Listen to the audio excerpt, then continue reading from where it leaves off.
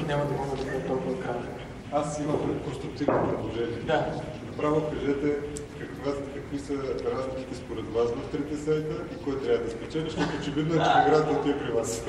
Въпросът е, че това са клиенти. Това не мога да го кажа, тъй като все пак за нас всеки сайт е ценен и освен това. Преди, че са конкуренти. Да. Освен това, Сега сайта на BTV, този път ще пробвам просто структурирано, тъй като е доста голям като обхват. Първо дизайн. Справихме се, смятам, че имахме голямо предизвикателство пред себе си, тъй като от една страна трябваше да правим един портален сайт с страшно много информация, от друга страна да изглежда по-интернетски, от трета страна да запазим основните guiding lights, които имат за BTV. Минахме през няколко варианта и това беше варианта, който одобрихме. Целта ни беше, тъй като BTV е портален сайт преди всичко, не телевизионен сайт на стандартна телевизия, която представя основна програма. Тук целта беше да покажем портал, който има новини, има излъчване на живо, има видеоматериали. Целта ни беше на сайта, още вляво, направихме така наречените видеоновини, които са кратки откъси. Тоест, задаваме конкретна ситуация. Сутринта върви тази сутрин. Ние всички пътуваме за работа, най-вероятно го изпускаме, но в момента, в който влезем в офиса, може да видим репортажа с гост в тази сутрин, който коментира Бойко Борисов приема проблеми на София. Тоест, ценим времето в интернет, използваме силата на BTV като генератор на контент, на съдържание, на новини и още горе сме дали възможност от една страна да потребителя on demand, т.е. когато поиска да види материалите, които желая, и от друга страна, които трябва да читам, кликаме съответно там, изисква се една регистрация, от една страна чисто маркетингово, за да се знае какъв е профил на аудиторията на BTV в интернет, от друга страна е безплатно, от трета страна това сме го направили с цел да затрудним пиратите, т.е. при самото излъчване сме си написали един софтуер на application, ако мога така да се изража, който не позволява пиратските сайтове да теглят директно контента от нас. В този момент ще се зареди. Тук сме предвидели преди да се зареди видеото, също така, ако има продадена реклама, да се зареди реклама, която е не натрапваща си и кратка. От друга страна, ето в момента вървят рекламите, но това са телевизионните реклами. От друга страна дадахме и опцията да отвори в отделен прозорец, тъй като повечето хора използват, освен за да гледат, да дадем възможност на хората от една страна или да си минимайзнат някъде този прозорец и само когато чуят нещо интересно да гледат отделно и едновременно с това да браузват сайта във всеки момент, в който намерят за добре. От друга страна, бихме казали, че се гордеем много с това постижение.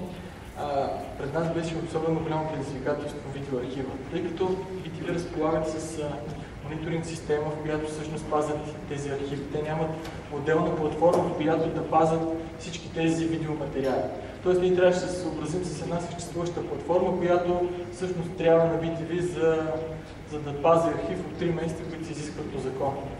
Тази платформа съответно нямаше необходимите опции за лесно вкарване на тази информация в сайта и се наложи кастомизиране. Виждаме, че тук сме дали възможност на всички фенове на предаванията да гледат това предаване, от което имат нужда, от което се интересуват, от което имат желание в момента да гледат. Тук има печение абсолютно последното от 3-6 архив на това, го знае всяко клапе. Съответно, при един клик може да се гледа самото предаване, т.е. BTV вече дава възможност на аудиторията, дори да нямаш възможност време да видиш нещо, да го видиш когато ти е удобно. Съответно има и коментари как да кажа, за големите теми винаги има страшно много коментари. Сайтът е изключително посещаван. Ние имаме договор за конфиденциалност. Предварително сме се разбрали, че можем да кажем някакви цифри. Другото ще го научите в презентация на изпълнителния директор на BTV, която разбрах, че в рамките на обмена ще има тези дни. Цифрите именно са над 800 000 уникални посетителя. И то само няколко месеца след старта. Като сравнение е в пъти по-добре от предишния сайт. Второто нещо, само гледането на живо генерира в момента над 2 гигабита трафик. Цифрите, за жалост, не мога да ви кажа колко хора едновременно гледат, но гледат много. Тоест, аудиторията се развива. Другото интересно нещо за зараждане на контент е секцията Аз репортерът, която, ако сте забелязали вечер в новините, много често използват именно снимки взети от сайта. Като пример, горящия влак, BTV го имаха първи. И то от зрител, и то беше през нощта, и нашия съпорт изрично се обади и пита, можем ли да одобрим тази снимка, тъй като беше много късно и ние принципно нямаме право да качваме съдържание. И в тази връзка не може да ви покажем и контент менеджмент системата, която е доста развита. Тъй като в BTV е компания, която работи страшно много хора. Вие имате денонощен съпорт? Да. Ние поддържаме самия сайт чисто технически, за да не спира, ако има евентуално забавяне, той се хоства и при нас ние имаме технически център в нашия офис и реално ние го хостваме, така че ние просто видяхме това нещо. В тази връзка за Аз репортерът, само да се върна, потребителите имат възможност да си коментират, както винаги. Ето тук ще видите, че където има нещо злободневно, веднага има коментари. Има възможност зрителите да си качват видеа, като тук отново сме направили доста флексибилна система, т.е. дали имаш мобилен телефон или друго устройство, системата автоматично информира всичко и за администраторите на BTV остава единствено да кажат дали това нещо е подходящо да излезе на сайта на BTV. Съответно, видеоемисиите са копия на хомпейджа, като тук са в по-голям прозорец.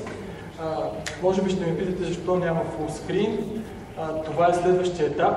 Проблема не е бил технически, просто в момента преработваме една система, която е съвместна между нас и BTV, която те ще могат да предоставят с много по-голямо качество самото съдържание, съответно ще спечелят повече потребителите на BTV.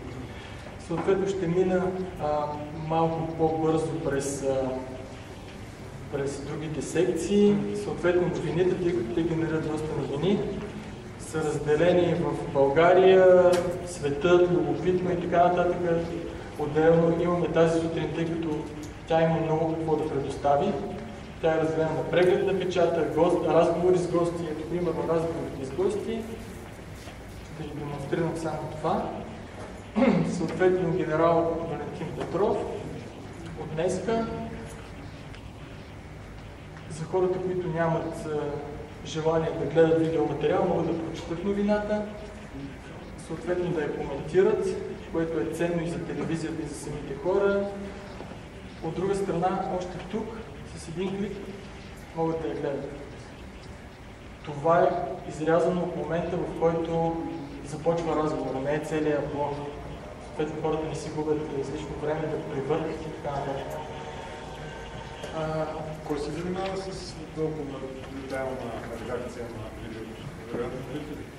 Да, тъй като BTV притежават този контент и само те имат право да решат кое може да излезе. Те подхождат много сериозно към самия си контент. Те си подготвят и текстовете, вероятно? Да, разбира се, да. Мисля, ние сме девелопмент компанията, която разработва и развива сайта. От друга страна има добре познатите опции, като анкети, валутни курсове, които в случая се теглят от друг сайт всяка сутрин. Какво друго мога да кажа? Търсенето е едно интересно нещо. Защо сме го разделили по този начин? Доста мислихме, тъй като BTV реално е медиа от 2000-та година.